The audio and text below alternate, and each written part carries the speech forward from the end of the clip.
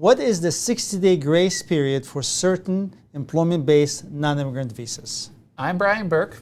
And I'm Sam Shihab, and we're from the law firm of Sam Shihab and Associates.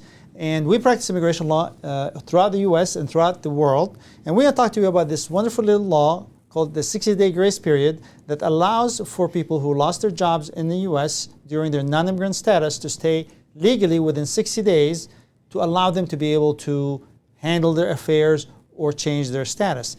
Perhaps let's go over the law verbiage. I'll put it up on the screen here. So this is located at 8 CFR 214.1, and I'll read it out loud for you guys.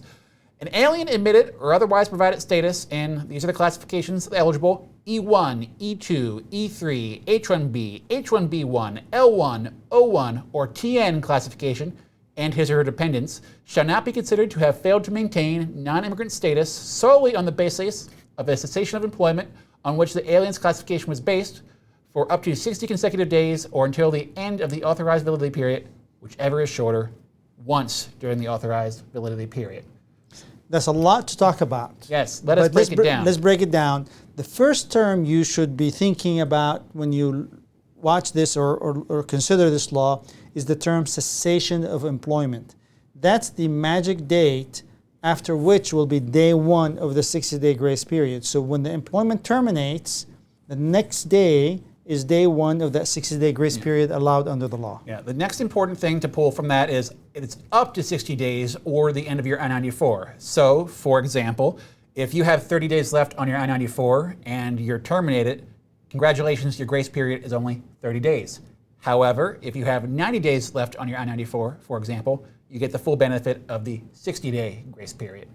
So it can only be used once during the validity period of the status you're in. So for example, God forbid somebody loses their job, now they file for an H-1B transfer, and then they get another job, and then halfway through the application, this application is either denied or withdrawn.